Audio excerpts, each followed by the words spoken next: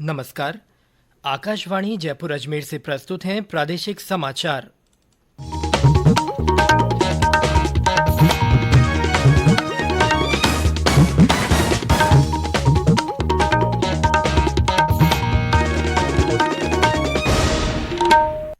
मुख्य समाचार। केंद्रीय मंत्री नितिन गडकरी ने दिल्ली जयपुर राष्ट्रीय राजमार्ग पर 1407 करोड़ रुपए की लागत की 19 परियोजनाओं का लोकार्पण और शिलान्यास किया। विधानसभा में पुलिस विभाग की 82 अरब 50 करोड़ रुपए से अधिक की अनुदान मांगे ध्वनि मत से पारित। प्रदेश में कोरोना संक्रमण के नए मामलों में लगातार कमी, 13 जिलों में संक्रमण का कोई नया मामला नहीं। और प्रदेश में पश्चिमी विक्षोभ के असर से कई जिलों में बारिश और ओलावृष्टि से फसलों को नुकसान की संभावना। समाचारों के साथ मैं सिद्धार्थ जैन। श्रोताओं से अपील है कि कोविड से सुरक्षित रहने के लिए कृपया इन 4 सरल उपायों का पालन अवश्य करें। पूर्ण टीकाकरण कराएं, मास्क पहनें, 2 गज की सुरक्षित दूरी बनाए रखें, हाथ और चेहरा साफ रखें। और अब समाचार विस्तार से। केंद्रीय सड़क और परिवहन राजमार्ग मंत्री नितिन गडकरी ने वीडियो कॉन्फ्रेंसिंग के माध्यम से दिल्ली जयपुर राष्ट्रीय राजमार्ग पर 1407 करोड़ रुपए की लागत की 19 परियोजनाओं का लोकार्पण और शिलान्यास किया। श्री गडकरी ने कहा कि इन सड़क परियोजनाओं के क्रियान्वयन से पर्यटन, कृषि, व्यापार और उद्योगों को बढ़ावा मिलेगा। साथ ही राजस्थान और हरियाणा में रोजगार के अवसर पैदा होंगे। इस अवसर पर मुख्यमंत्री अशोक गहलोत ने कहा कि सड़कें सामाजिक और आर्थिक विकास का आधार है। राज्य सरकार भी इस सोच को ध्यान में रखकर प्रदेश में सड़कों के विकास को प्राथमिकता दे रही है। श्री गहलोत ने कहा कि हमारा प्रयास है कि राज्य में राष्ट्रीय राजमार्गों और अन्य सड़कों का तेजी से विकास हो। मुख्यमंत्री ने केंद्रीय मंत्री गडकरी से अनुरोध किया कि वे सार्वजनिक परिवहन प्रणाली में JNNURM की तर्ज पर इलेक्ट्रिक वाहनों को बढ़ावा देने की योजना की दिशा में पहल करें। कार्यक्रम में हरियाणा के मुख्यमंत्री मनोहर लाल खट्टर भी मौजूद रहे।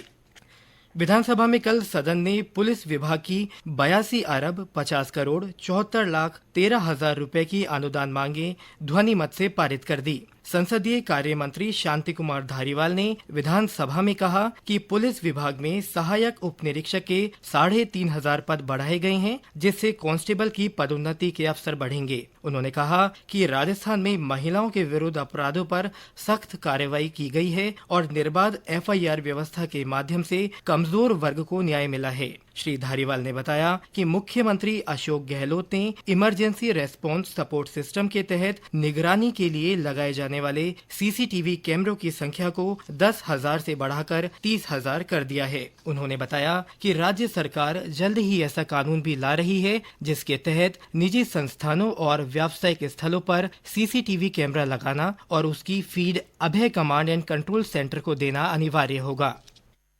युवा कार्य और खेल मंत्री अनुराग सिंह ठाकुर आज राष्ट्रीय युवा संसद महोत्सव के राष्ट्रीय चरण के उद्घाटन सत्र को संबोधित करेंगे। लोकसभा अध्यक्ष ओम बिरला कल संसद के केंद्रीय कक्ष में राष्ट्रीय युवा संसद के समापन समारोह को संबोधित करेंगे। युवा कार्य और खेल राज्य मंत्री निशित प्रामाणिक प्रतिभागियों को प्रमाण पत्र प्रदान करेंगे। युवा संसद के 3 शीर्ष राष्ट्रीय विजेताओं को समापन समारोह के दौरान लोकसभा अध्यक्ष के समक्ष अपने विचार रखने का अवसर मिलेगा। राष्ट्रीय युवा संसद महोत्सव का उद्देश्य युवाओं के विचार जानना है, जो आने वाले समय में लोक सेवा समेत विभिन्न क्षेत्रों में अपनी सेवाएं देंगे।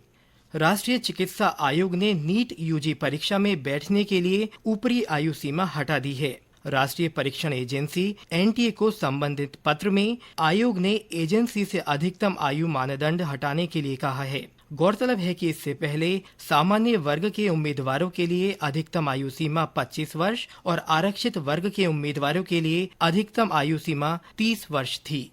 ये समाचार आकाशवाणी जयपुर अजमेर से प्रसारित किए जा रहे हैं। इन समाचारों को आप हमारी वेबसाइट newsonair.gov.in पर राजस्थानी में भी पढ़ सकते हैं। समाचारों की ऑडियो बुलेटिन भी वेबसाइट पर उपलब्ध हैं। वेबसाइट पर सोशल मीडिया अकाउंट के माध्यम से ताज़ा जानकारी प्राप्त कर सकते हैं। समाचार अभी और भी हैं, उससे पहले ये संदेश।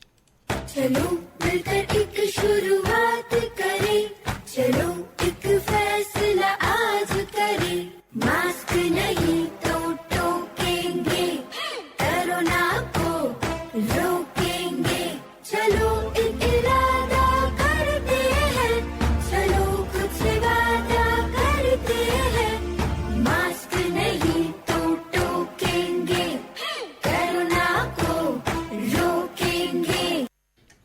समाचारों में आपका फिर से स्वागत है। प्रदेश में कोरोना संक्रमण के नए मामलों में लगातार कमी दर्ज की जा रही है। कल संक्रमण के 161 नए मामले सामने आए। जयपुर जिले में 72, अलवर में 14 और 18 जिलों में 10 से कम मामलों की पुष्टि हुई। 13 जिलों टोंक, सिरोही, प्रतापगढ़, करौली, जैसलमेर, जालौर, डूंगरपुर, धौलपुर, दौसा, बूंदी, चित्तौड़गढ़, बारां और बाड़मेर में कोई नया मरीज नहीं मिला।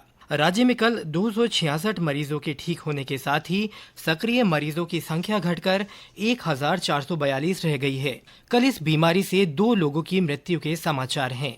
देश में अब तक 179 करोड़ 51 लाख से ज्यादा लोगों को कोविड टीके लगाए जा चुके हैं। वहीं प्रदेश में अब तक 9 करोड़ 96 लाख से अधिक कोविड वैक्सीन दी जा चुकी है। 5 करोड़ 39 लाख से ज्यादा को पहला और 4 करोड़ 43 लाख से अधिक को दोनों टीके लगाए गए हैं। प्रधानमंत्री नरेंद्र मोदी ने कोविड महामारी से निपटने के लिए टीके लगाने वालों, स्वास्थ्य कर्मियों, केंद्र और राज्य सरकारों के अथक प्रयासों की सराहना की है। श्री मोदी ने कल एक उच्च स्तरीय बैठक की अध्यक्षता की, जिसमें कोविड महामारी और विशेष रूप से ओमिक्रॉन लहर और देश में टीकाकरण अभियान की समीक्षा की गई। प्रधानमंत्री ने कोविड से संबंधित प्रोटोकॉल का पालन करने के महत्व पर जोर दिया और निरंतर सामुदायिक सहयोग और लोगों की भागीदारी का आग्रह किया। बैठक के दौरान वैश्विक परिदृश्य और भारत में कोविड की स्थिति पर विस्तृत जानकारी दी गई। केंद्रीय कृषि और किसान कल्याण राज्य मंत्री कैलाश चौधरी ने कल नई दिल्ली में पूसा कृषि विज्ञान मेले का शुभारंभ किया। इस अवसर पर श्री चौधरी ने 2 एकड़ क्षेत्र में विकसित पूसा एग्री कृषि हाट परिसर राष्ट्र को समर्पित किया। श्री चौधरी ने नई तकनीकों, वैज्ञानिक नवाचारों का अधिक से अधिक लाभ उठाने का किसानों से आह्वान किया।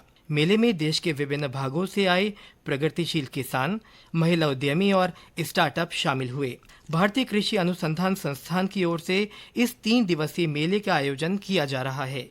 प्रदेश में जनजातीय क्षेत्र के निवासियों के कल्याण के लिए केंद्र प्रवर्तित योजनाओं का प्रभावी क्रियान्वयन सुनिश्चित किया जाएगा। राज्यपाल कलराज मिश्र ने जनजातीय क्षेत्र की समस्याओं को चिन्हित कर विकास को गति देने के लिए राजभवन स्तर पर जनजातीय परिवर्तन एकक का गठन किया है।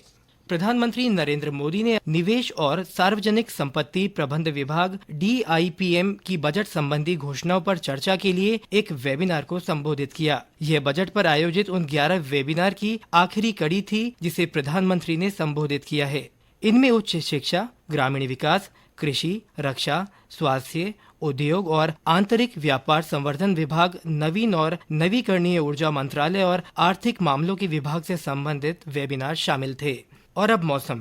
प्रदेश में पश्चिमी विक्षोभ के असर से कल कई जिलों में बारिश के साथ ओलावृष्टि हुई। इससे किसानों को नुकसान होने की संभावना है। कई जिलों में रबी की फसल खराब होने के समाचार हैं। सूचना और जनसंपर्क राज्य मंत्री अशोक चांदना ने बूंदी जिला कलेक्टर को पत्र लिखकर बरसात से हुए फसल खराबे का सर्वे कराने को कहा है। करौली से हमारे संवाददाता ने बताया कि आज सुबह जिला मुख्यालय और आसपास के क्षेत्रों में हल्की मध्यम बारिश हुई। वहीं दौसा और इसके आसपास के इलाकों में कल शाम को मौसम में बदलाव हुआ और रुक रुक कर बारिश का दौर चला, जो देर रात तक जारी रहा। बारां में तेज आंधी के साथ बारिश होने से चने और गेहूं की फसल को नुकसान हुआ है। झालावाड़ जिले के डग चोमेला में ओले गिरे, जिससे फसल खराबे की आशंका है। उदयपुर, अजमेर और बीकानेर संभाग के कुछ जिलों में बिजली चमकने, तेज हवाएं चलने और बारिश होने के समाचार हैं। इन जिलों में कहीं कहीं ओलावृष्टि भी हुई। मौसम विभाग के अनुसार आज इस सिस्टम का असर कम होगा और केवल कोटा तथा भरतपुर संभाग में हल्की वर्षा हो सकती है। 11 मार्च से पूरे राजस्थान में अगले 4-5 दिनों तक मौसम पूरी तरह शुष्क रहेगा। और अंत में मुख्य समाचार एक बार फिर। केंद्रीय मंत्री नितिन गडकरी ने दिल्ली जयपुर राष्ट्रीय राजमार्ग पर 1407 करोड़ रुपए की लागत की 19 परियोजनाओं का लोकार्पण और शिलान्यास किया। विधानसभा में पुलिस विभाग की 82 अरब 50 करोड़ रुपए से अधिक की अनुदान मांगे ध्वनि मत से पारित हुई।